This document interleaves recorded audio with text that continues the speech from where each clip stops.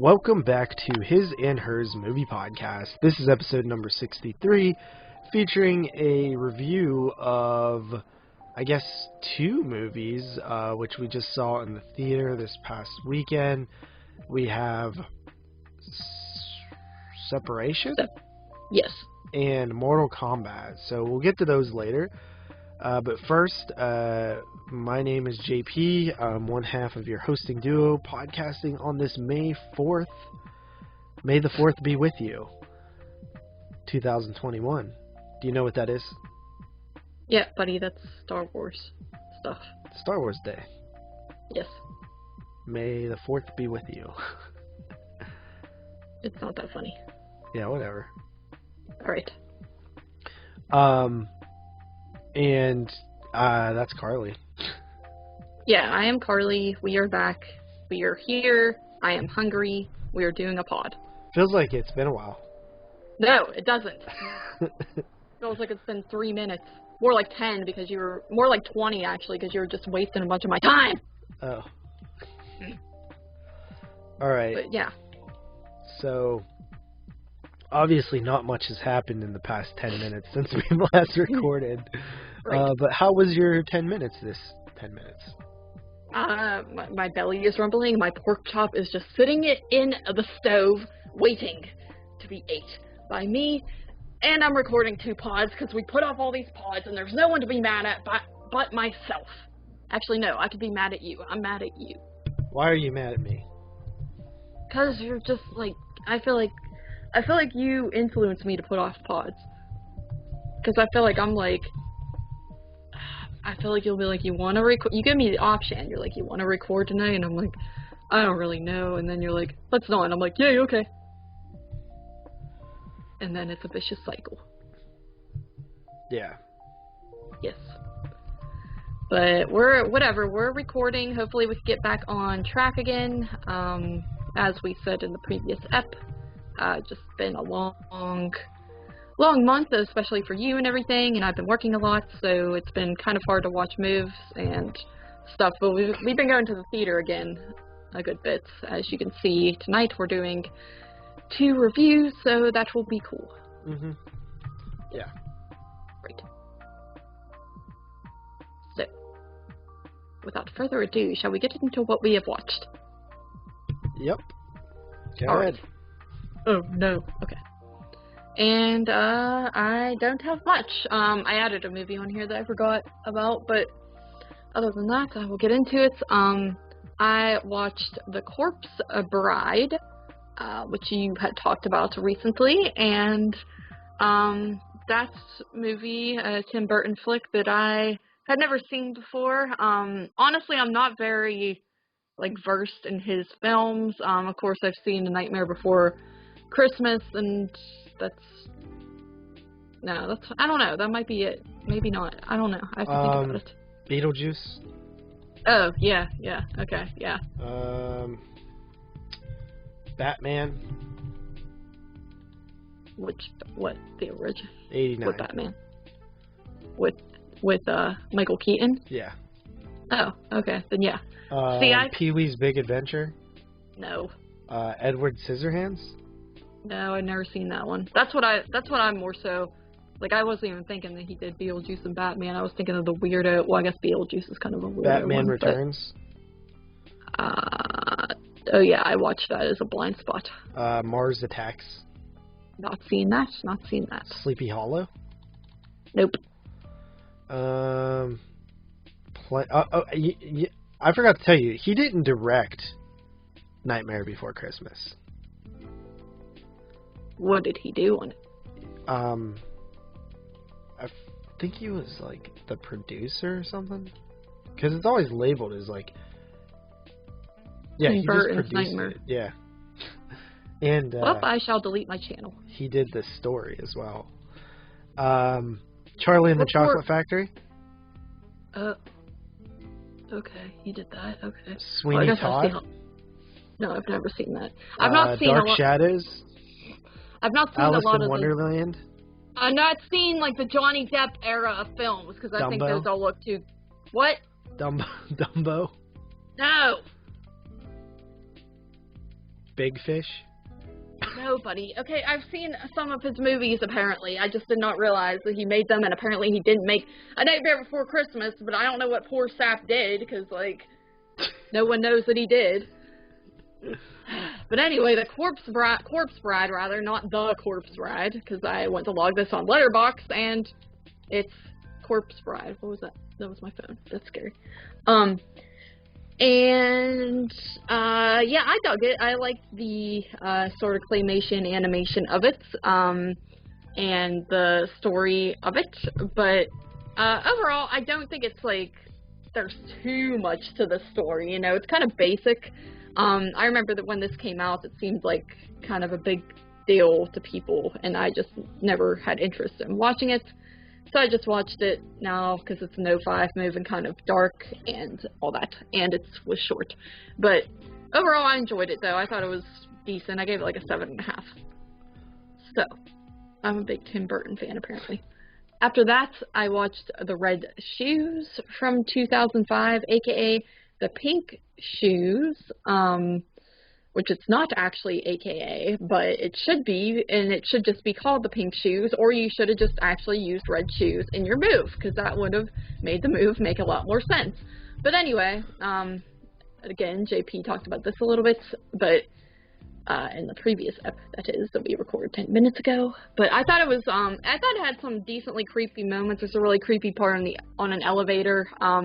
Again, this one feels very sort of Ringu, Ju-on inspired-esque at times, but it definitely had its creepy moments. I thought it kind of slogged on in parts, and story got a little bit messy, but I liked it for the scary aspects that it did have, but I did think it could have been a little bit better, so I gave this one, I think, like a 7 out of 10. Then after that, my friend Kaylee, she wanted to go to the drive-in the other day. It was very impromptu. I invited JP. He very rudely just said no, and that was it. And so I just went with Kaylee and our other friend Sarah. And they were playing Mortal Kombat, but since I wanted to watch that with JP, and he rudely said no to going to the drive-in that night, you know, I didn't want to watch it in the drive-in because we were going to go the next day to see it. So the other options were King Kong, or, you know, Godzilla vs. Kong and Rampage. I'd already seen that, obviously. And Mortal Kombat was playing along with Nobody, which, of course, I already saw. And then the other option was Tom and Jerry and Wonder Woman 1984. So we decided to go with the Tom and Jerry one because I did enjoy Tom and Jerry, and I thought it was funny. So we went with that one. Went to our local drive-in, and yeah, I had a fun time watching that movie again because I thought it was a fun film. They, on the other hand, were bored and didn't think it was that funny. So, you know, they suck. I know. I was really mad. I was like, I feel like you guys aren't getting the jokes, and Did they were laugh like, at oh. the fish part? That's the best part. No, they didn't even. I was like, that's the part that I was mad. I was like, I feel like you guys didn't understand the movie. Like, that part with the fish, like, that was, like, funny because he was, like, real serious, thinking that her joke was serious. And then Kaylee said that she did understand the jokes, but she's just not much of a comedy person. And I knew that about her, honestly, but I don't know. Whatever. Screw them. She fancied the part at the beginning where, that guy, the landlord, is showing Jerry around and says Mouse House and asks if that is copyrighted. But I had fun.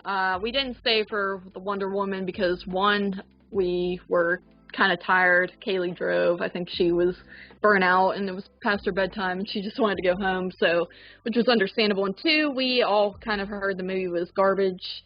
And three, Sarah actually had seen the movie and confirmed that it wasn't that great. So we did not stay for that one, but it was still nice to just go out to our local drive-in for the first time since last summer.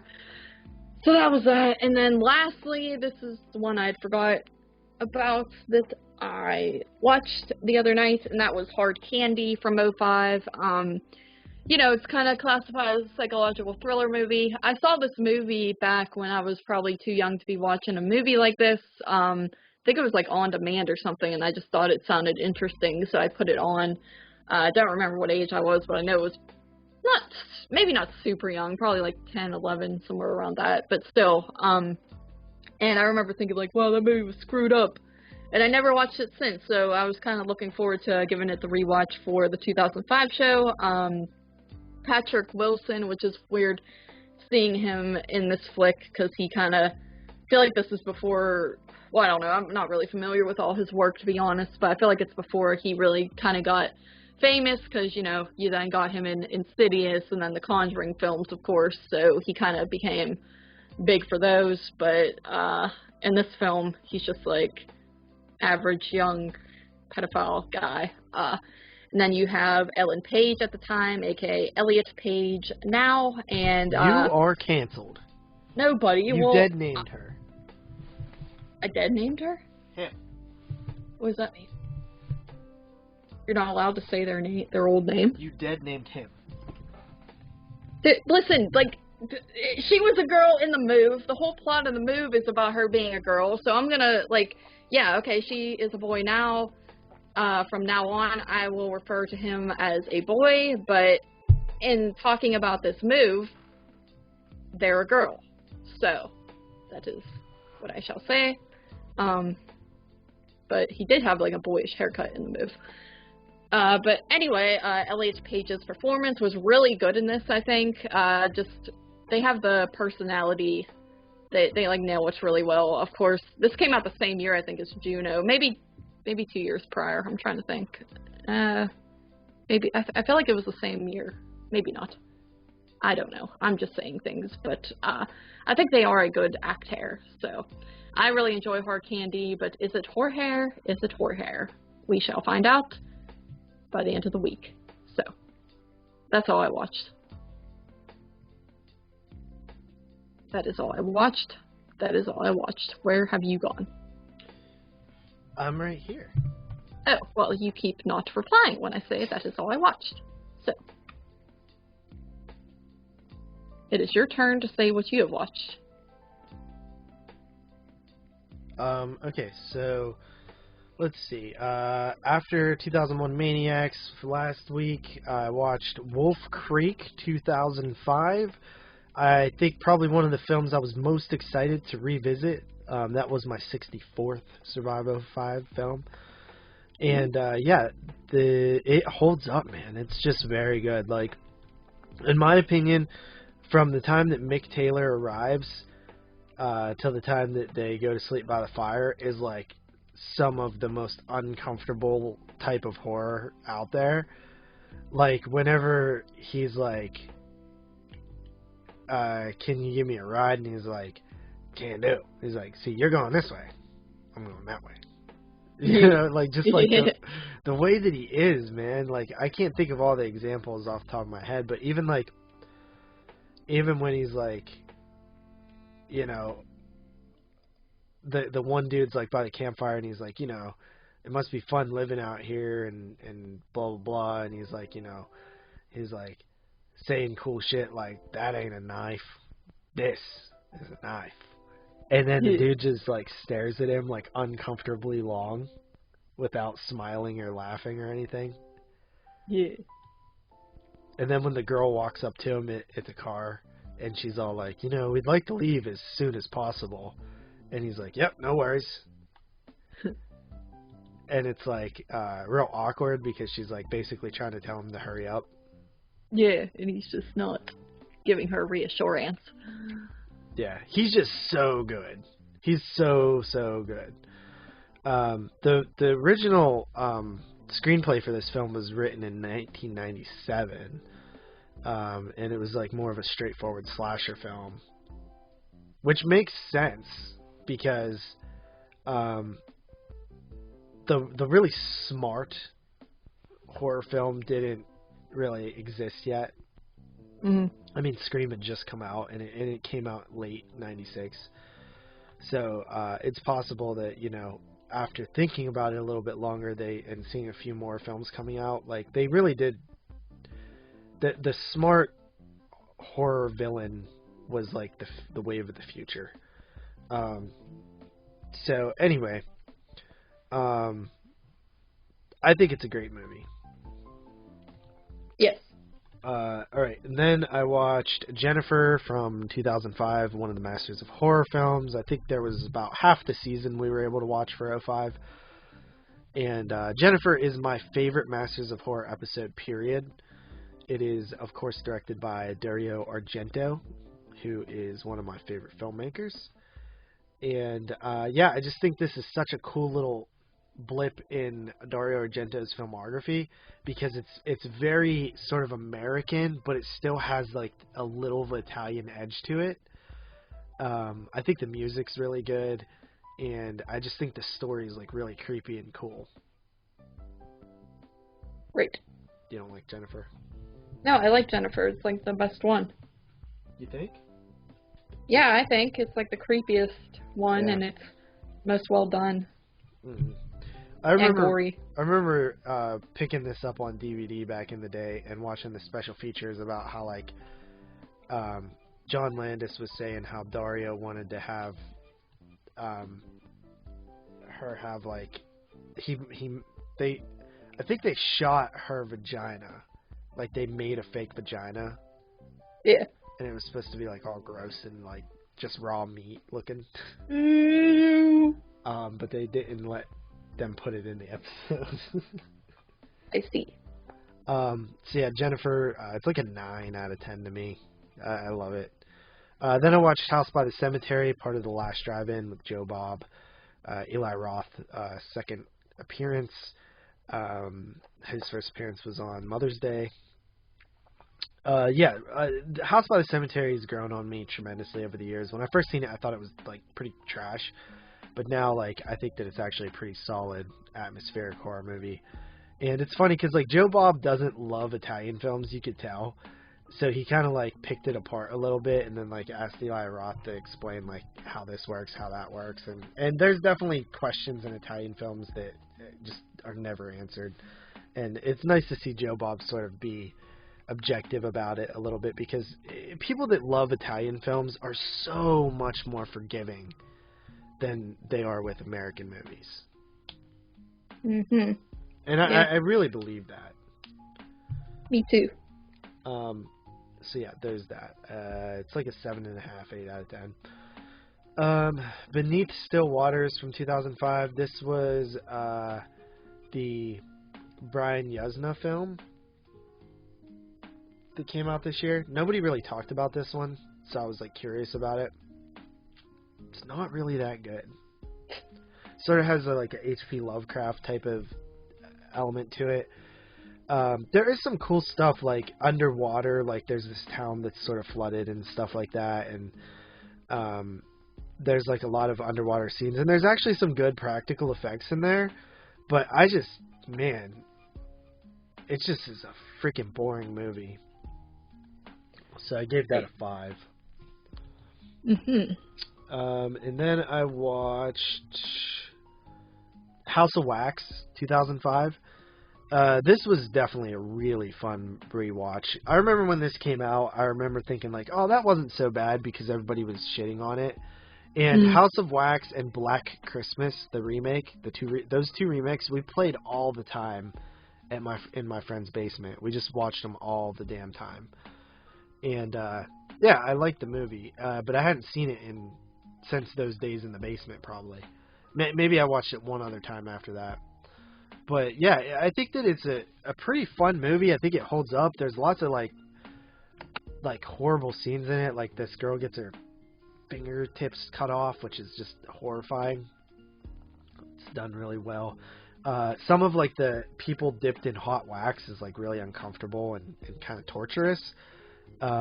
Pretty cool killers and stuff. Like and honestly, like the end sequence where like the whole wax museum's on fire and stuff, like it's a little over the top, but it's still kind of cool. So you kind of like accept it. But yeah, I really liked it. It was a good watch. And then I watched Dark Water 2005. I told you that I actually really enjoyed this one. I think maybe if I had watched the Asian one anytime recently, I would have not liked it.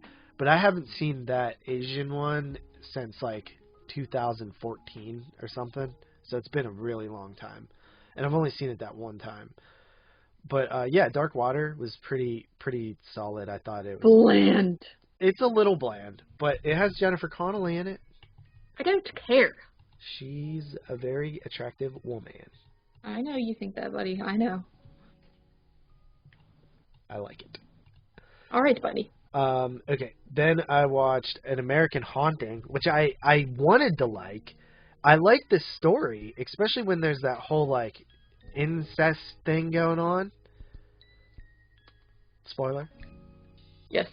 But I thought the sound design was so bad. It just was, like, so loud and over the top and, like, just didn't let the movie be scary. It, like, wanted to help it be scary. And it was, like, sucky. It was really annoying. It was, like, a frustrating watch. And and it felt wrong for, like, the period piece, too. It was, like, too modern. Like, the editing and the sound. You know? No? Yes, buddy. Sure. Yes. Okay. I'm trying to get my pork chop. No. Wait. Okay, I'll speed it up. I got a bunch of Masters of Horror here anyway. Right, Chocolate. Really not a horror film. Not really good. Kind of weird. McNairs. Homecoming.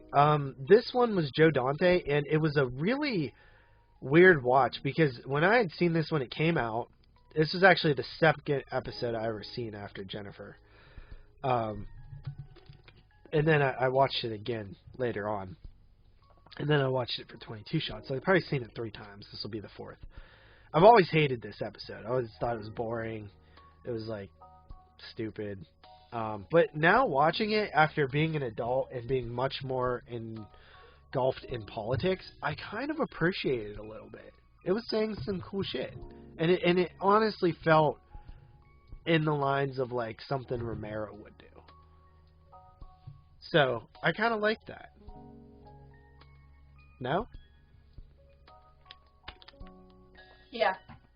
Where did you go? Hello? Hello? Hello? Hello? But can't you hold down the damn fort for like a second? Are you on the toilet? No! Fuck, I knocked over the mic! Oh. Yeah, I can hold down the fort. Okay, well hold it down. Like, I hold down the whole fort sometimes whenever you're, like, completely ignoring me during pods. Yeah, I was typing. No, okay, typing for my entire what we watched? Mm-hmm. Alright, well keep holding it down. I just need to get a knife. Okay, but did you like Homecoming at all now? I don't remember. It's been, like, I watched that one, like, first. I watched all those Masters of Horror hair first. It's okay. I don't like politics. I think they're stupid, and I think you're all stupid who like them. There. Alright, and then Dear Woman. This one is a lot of fun, actually. Directed by Carly's favorite, John Landis. No! And yeah, it's ridiculous, but it's kind of cool, and I like the Native American mythology and stuff like that. Chick was really hot, and the lead's really fun too. The lead investigator, and then finally the last that were eligible for Masters of Horror was Cigarette Burns. This is the John Carpenter one. A lot of people think it's the best story. I don't, but I do think it's pretty cool. It's kind of weird seeing Norman Reedus in this role. Ever since, you know, he became like such a huge guy, but yeah, it's about a dude trying to find this lost film that was supposedly sparked a homicidal riot at its premiere, and which was destroyed afterwards, allegedly. I like these type of like finding a lost film type thing, and I appreciate that sort of concept, and this one does a pretty good job with it. It's really cool effort from John Carpenter there. Definitely one of the better episodes. And then I watched Hostel, one of my all-time favorite movies. I watched it and was like, man, this is really good, and I still was picking up new stuff that I didn't notice before. I was very disappointed to find out that Moods is not like the biggest fan of this one anymore. I don't think he thinks it's very good, which is kind of surprising to me, because I do think it's really good. But yeah, it's awesome. Love the movie. Then I watched Noriko's Dinner Table with Carly. It was very long, I'll say that. Yeah.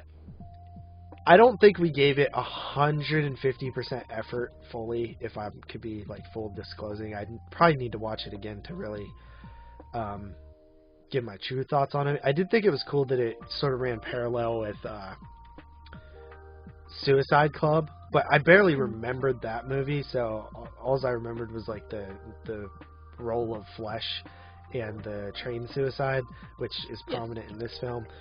But, you know, it's about this girl who is, like, feeling isolated and basically runs away and sort of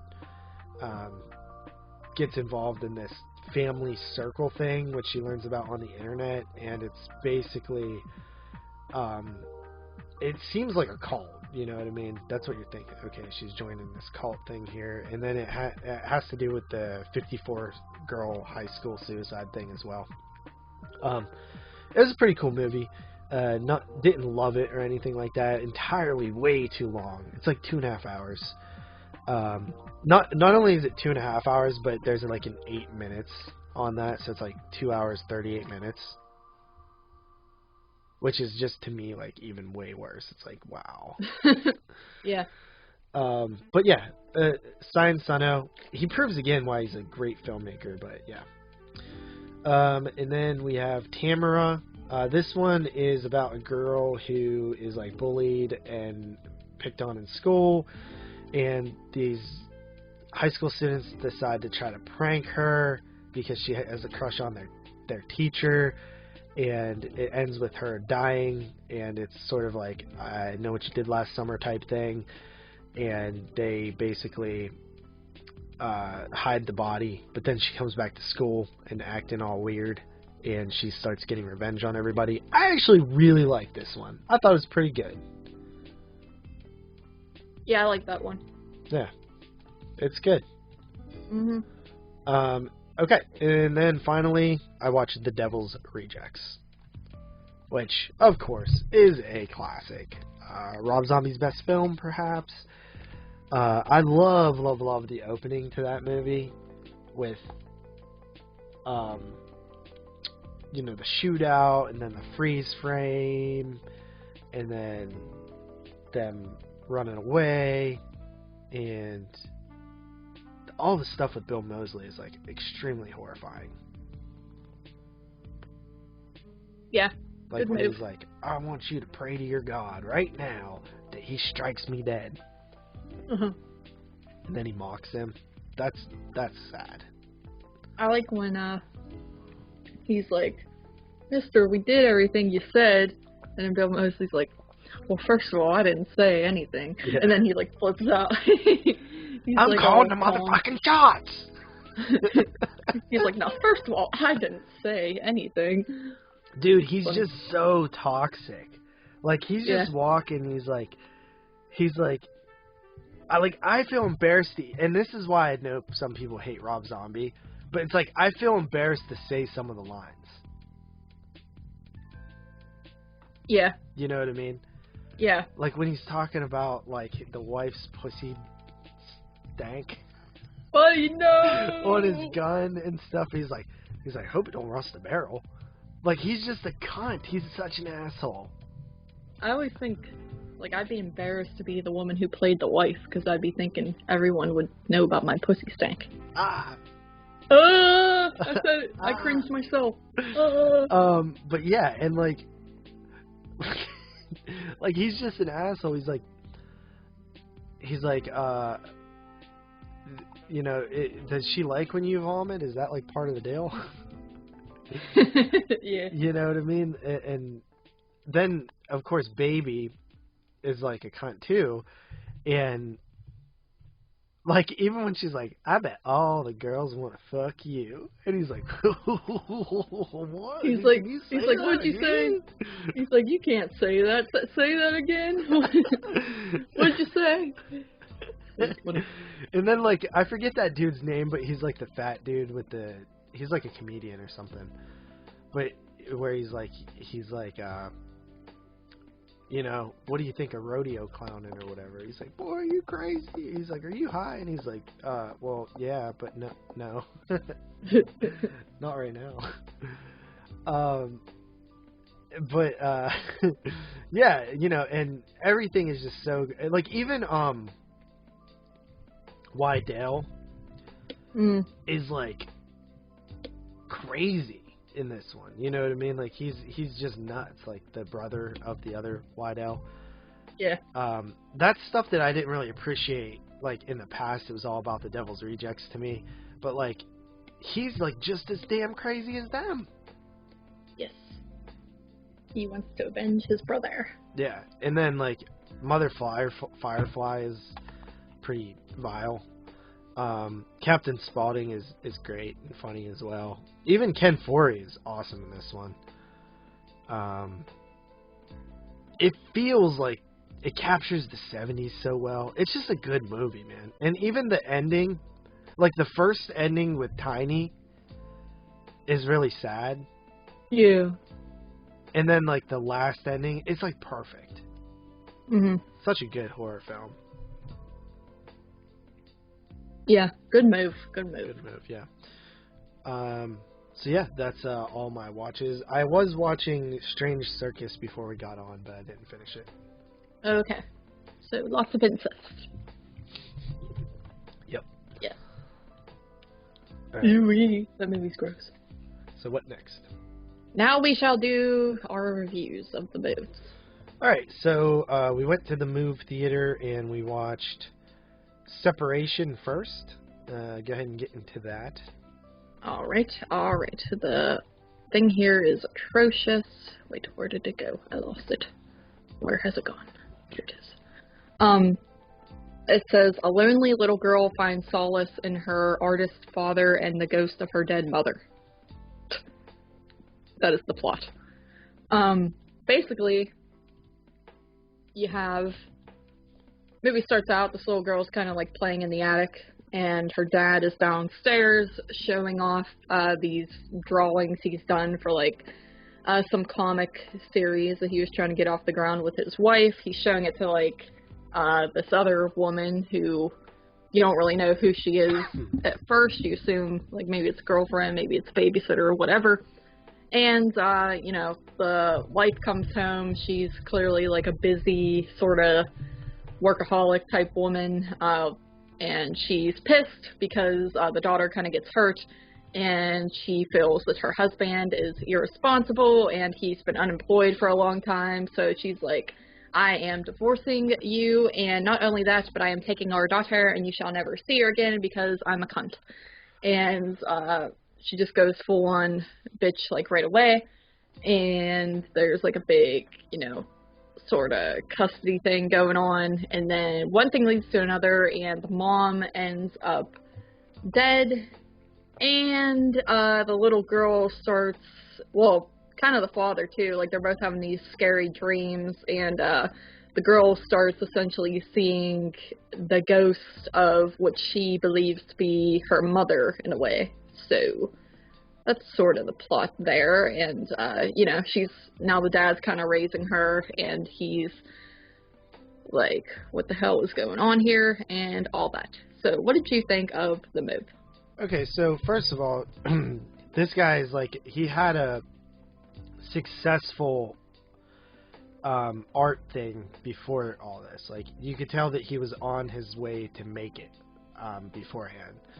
So he had this concept called like the Grizzlykin, which was like sort of these darker little cartoon horror characters, and they were supposed to make like a show or a movie or something, but they wanted to change the animation style to like CG or something. He didn't like that, so he walked, and it could have been like probably millions of dollars versus nothing. So he's still kind of obsessed with the Grizzlykin, and even like sort of like share them with the daughter and stuff like that. So you get the feeling that like the Grizzlykin is sort of like these it's like this sort of like amalgamation of that into like a spiritual thing, right? Yeah. The whole stuff with the mother leaving him just feels like it feels like it's coming out of nowhere. Mm-hmm. Because we just enter the story when this happens, we don't have the context of, like, okay, this would have to be something that built up over, like, a long period of time, and this is just the like, final of it. But it's, like, the reaction from, like, the husband and, like, just, like, it doesn't really make sense to me, and I feel like it comes off really unnatural. Like, you don't go from letting someone live with you to kicking them out and taking the kid in the same day, right? Like, there's a progression to that. First move would probably be having them move out. Mm-hmm. You know what I mean? Then maybe divorce. Yeah. And then maybe custody. It's like all this happens like on the same day, and you're like, what? Like, you know, this feels kind of unnatural. Like, so they go from being together to her kicking him out, wanting divorce and custody in the same, like, 1 hour period. Yeah, she acts like he's like this abusive monster, and really he's just kind of like a dad who, yes, normal during the day, but at night turned to a monster. But he's just a normal dad who kind of, you know, is just unemployed right now, and he's a little irresponsible, you know, kind of, you know, almost like Robin Williams and Mrs. Doubtfire or something like that. But yeah, the mom just seems like she's going overboard, and on top of that, you have her father who's like a total dickwad, and he's all like on her side, like, yes, I want to make sure my granddaughter is safe, and it's just super dramatic. Yeah, they have him bent over a barrel because they're rich, and he can't afford, like, a snack, so he has, like, no lawyer or nothing. But, like, I could tell you this, like, normally, they're not gonna just give 100%. I mean, maybe if you have a really good lawyer or something, that they'll, you know, might be corrupt and stuff like that. But there's no evidence that this guy's a bad father, other than the fact that he just can't provide. So I feel like that at very least he would have visitations, which would be, I think, fine. Yeah. Yeah, I agree. He doesn't need full custody or even joint custody. Like, just even weekends would be fine for this guy. Oh, and all he has to do really is go get a job, and that's like half the battle. Yeah, go get a job in your own place, and I doubt they're going to take your kid away from you completely. Yeah. You know, under that situation. But, like, even him, he's like a little too resistant to getting a real job. Like, it lasts too long. You know, like, he eventually caves and gets a job, but, like, even for him, who you're supposed to be rooting for, like, even for him, you're like, dude, come on, just go get a job, man. Yeah. I'll say this, like, the first scary stuff was, like, really scary, and I was like, oh, this is gonna be cool, you know? It's like that creepy, like, insidious type of scary that I like. Mm-hmm. But it just, I don't know, it doesn't really last that much, and, the whole, like, combining this family drama with this sort of, like, spiritual ghost entity drama, it doesn't really make sense in the story. Mhm. And the trailer looked like a pure Insidious type horror film, like totally scary. So I was surprised by this. I told you it almost reminded me of that Mama movie that came out several years ago. I was still in high school, I think, at that time. No, we saw them all together. You definitely were in high school. Mama. With the you know, Ma's house where they go and no, dumbass. Why would this all remind me of that? Shut up. I don't know. There was no ghost in that movie. It doesn't remind me of that. I'm talking about Mama. Why'd you say it then? Mama. Why are you saying it twice? I'm not saying Mama. I'm saying Mama. Like that move where the girls are like feral when they get found, and then there's like a ghost woman like coming at them. That's all I'm saying, buddy. Okay, well, we're not talking about Mama. We're talking about separation. Shut up! You're stupid. Like, you do anything for a cheap every joke. title out twice.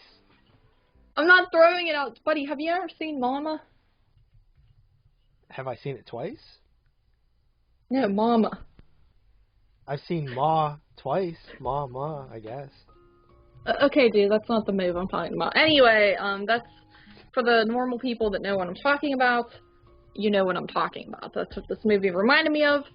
It was a little disappointing because I thought this is going to be super creepy. Like, I actually thought it looked creepy by the trailer. I didn't think it looked like garbage, horror, ghostly film or anything like that. I thought it was going to be something refreshing, and it wasn't a bad movie, but it just wasn't scary as I was hoping it would be, and it does try to be more of a family drama, and then you have like this weird sort of thing at the end that happens too, and it's like, okay, cool, but then like it's in correlation with the other thing that's happening, so it's like weird, but I just thought it was okay.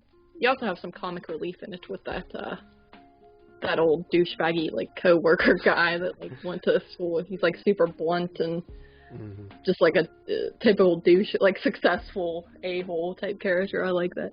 Yeah. But yeah. No, I thought it was like, I was actually more interested in the family drama than I was like the ghost spiritual stuff. Like like I was actually pretty invested. I was getting mad. yeah, you're like, they can't do this and that. They need a holy hair and stuff. And I'm like, I was getting pissed. I was like, why is this lady being such a bitch? Like, she clearly knows that the dad loves the little daughter. Like, oh, you're gonna be all pissed off because he showed her Terminator? Big fucking whoop, crybaby bitch. Buddy. I'm just saying, it's just Terminator. Well, the little girl's like, I'll be back. He's like, it was one of those situations where she was watching cartoons in the corner and I was just watching Terminator. Yeah. It's funny. I did like the performance of the father. I thought he was pretty good. Everybody was good, actually. All the acting was good. Man, people are tearing this film apart online, though. It has like lots of it has a 1.8 average on Letterboxd, which is kind of crazy. I actually think that it's a lot better than people are saying that it is, but it's even hard to find a semi-positive review. So yeah, let's get into Letterboxd reviews. Got a positive one kind of from Brian Collins. Only of use for us, very small contingent of fans of Dead Silence, The Boy, and White Noise. If you're down with at least two of those, and also Junkie 70s Paperback from Hell, you should enjoy yourself. So he gave it a 3 out of 5.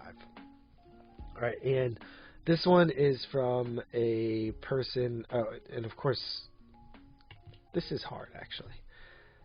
Yeah, thank you. Brian Collins is, his favorite films are Halloween, Armageddon, Fletch, and Shocker, which is weird. Yeah, it is.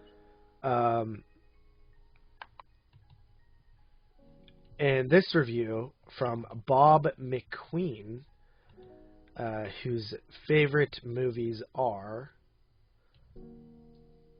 Zero Woman, Red Handcuffs, Ricky O, The Story of Ricky, Hakaruku Proxy War, and The Transgressor. All Japanese films.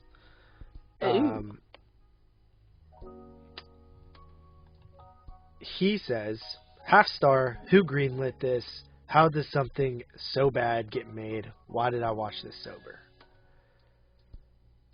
Yes. I don't think it's that bad. I went ahead and gave it a 6 out of 10. Yeah, I think I gave it like a 5.5 out of 10. Yeah. Yeah. Alright, last one. I mean, yay, I love potting.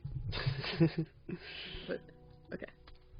Mortal Kombat was the second feature of the night. It was the second feature of the night. Let me see. Where is the John? Okay, so. Washed up MMA fighter Cole Young, unaware of his heritage, and hunted by Emperor Shang Sung's best warrior, Sub-Zero, seeks out and trains with Earth's greatest champions as he prepares to stand against the enemies of Outworld in a high-stake battle of the universe. Mortal Kombat. I will say I've not seen the 1995 Mortal Kombat. So there's that. But I I watched it a couple years ago actually. But yeah, it's kind of hard. It starts off as Crazy Samurai 400 versus 1. And then it becomes a real move. What? No, I think that it was, I don't know, like, for me, I liked it more when I was, like, fresh out of the theater, but I started liking it less when I thought about it more. Like, I think they did, if I will give them props for one thing, I think they did a really good job of bringing the characters to life. Like, when I'm watching it, like, Sub-Zero feels like Sub-Zero. Scorpion feels like Scorpion, but slightly different. Kung Lao feels like exactly how I would think Kung Lao would be. Liu Kang, a little less, came off a little bit more generic. Raiden could have been a little bit better, too. Kano, perfect. Sonya, really good. Jax, really good. Although I would have liked to see a little bit more with them. Shang Tsung, a little bland. I would have liked to seen a little more villainy in that. That, like, his best part is the soul sucking of Kung Lao. Spoiler alert. Oops. Goro is, I feel a little disappointed with. I thought Cabal was done really good. I liked some of the nods to other characters like Nightwolf and stuff like that. I thought, what's his name, Gage? The Cole? main dude? Cole. Yeah, I thought Yeah. Cole was okay. He was not bad for, like, an introduced character. I was disappointed with what they did with his character, like, in terms of, like, superpower type thing. I think that there was a few missteps. Like, even Reptile I felt was, like, a little handled.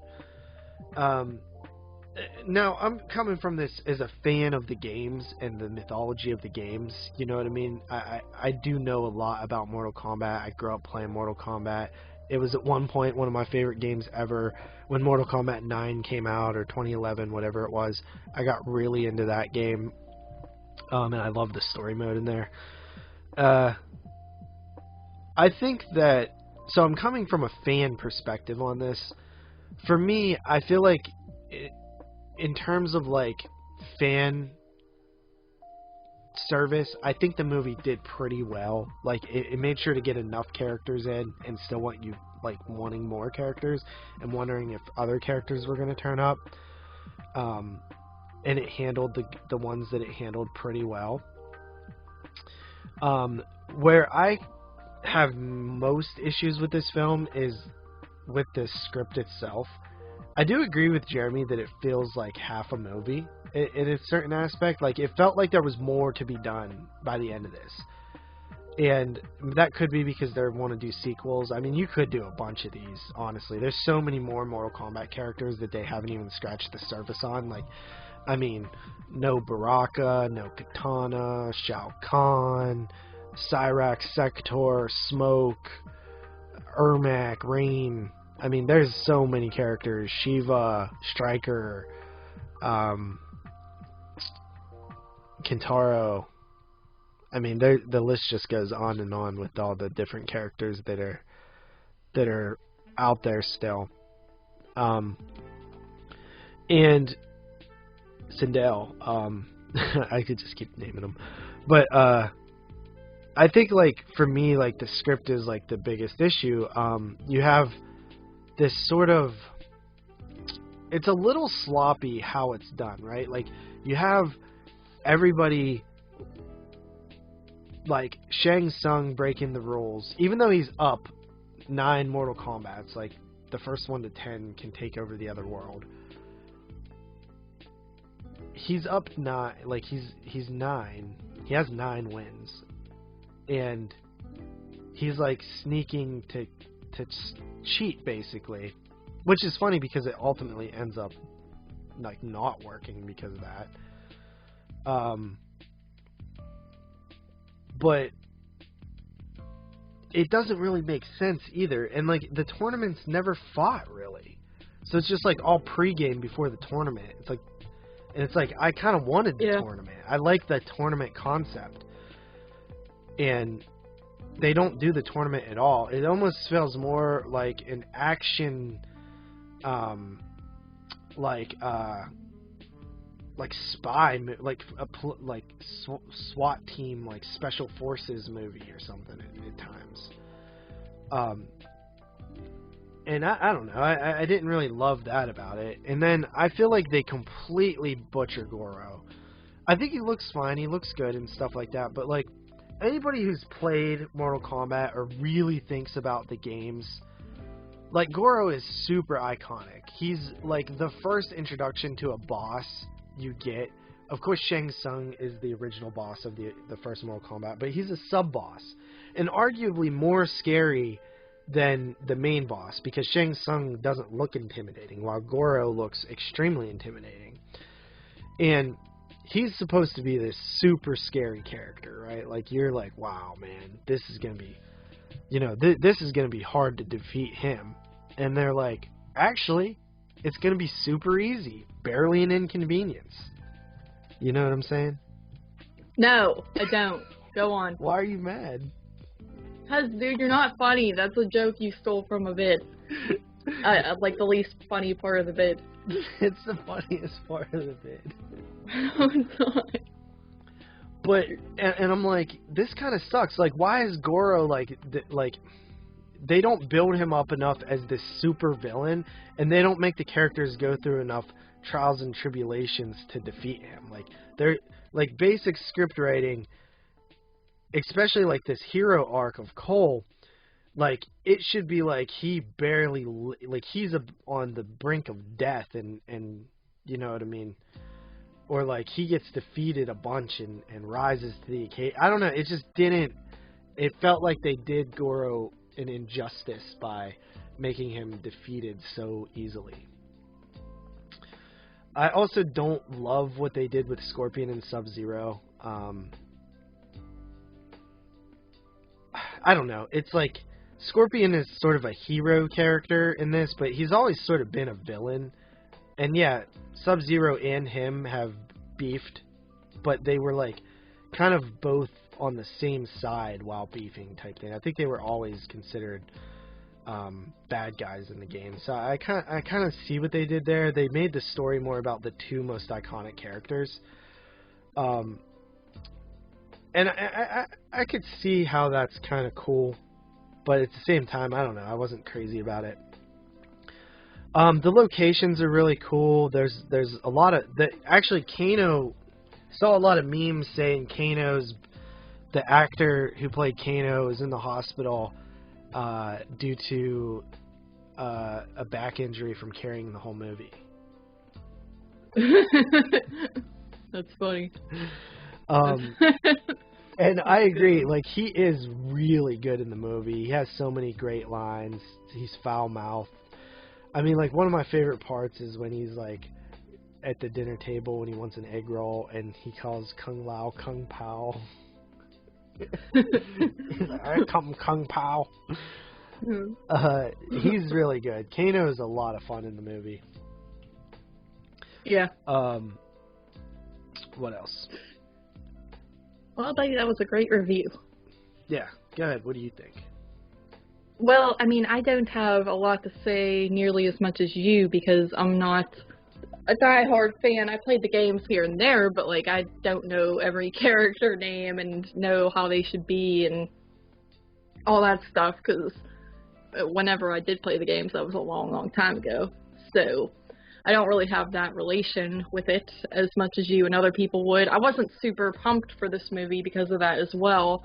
But going into it, I actually ended up having a pretty decent time with it. And I think Kano was a big part of it because I found his like comedic moments to be really funny and effective, and he just has a lot of really great, memorable lines. I like the setting, and I do like, I like some of the fighty parts. I do agree it almost feels like a setup type movie to like something bigger in a way. Like I thought this was gonna be a lot more intense, like fighty, actiony than it really was, which I'm okay with because I'm not super into those types of films anyway, but it did feel kind of like set up, so I could see why people would be a little disappointed being, big fans of the game series or whatever and wanting some more. But overall, I did enjoy it. I thought it was a fun watch.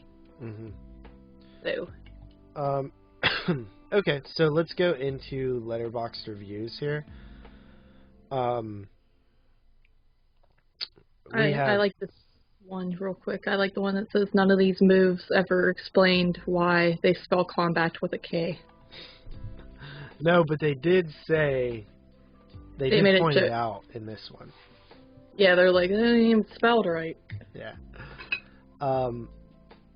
Alright, so positive review here. We have it from Christy Turnipseed. Christy Turnipseed. That can't be a real last name, right? It might be, buddy. Seaman could be a last name. Well, I can't turn okay, favorite films: Labyrinth, Suspiria, Amadeus, Judy Garland. Oh wait, Meet Me in St. Louis. That's very random. I thought the title of the movie was Judy Garland at first because it's like bigger on the cover. I see. Holly would be like, Judy Garland? Yeah.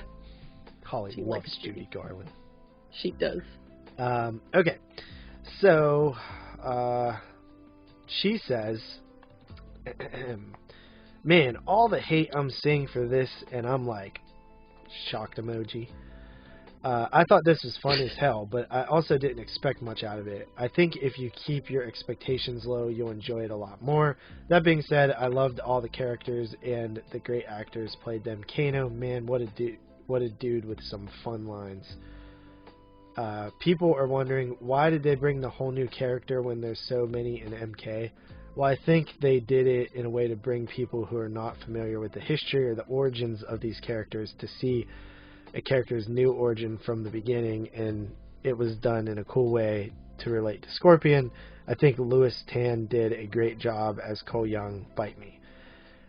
It was awesome to see Goat Hiroyuki Sandra as Scorpion. He's not in the film for long, but he certainly steals the show when he is. Give me that sequel.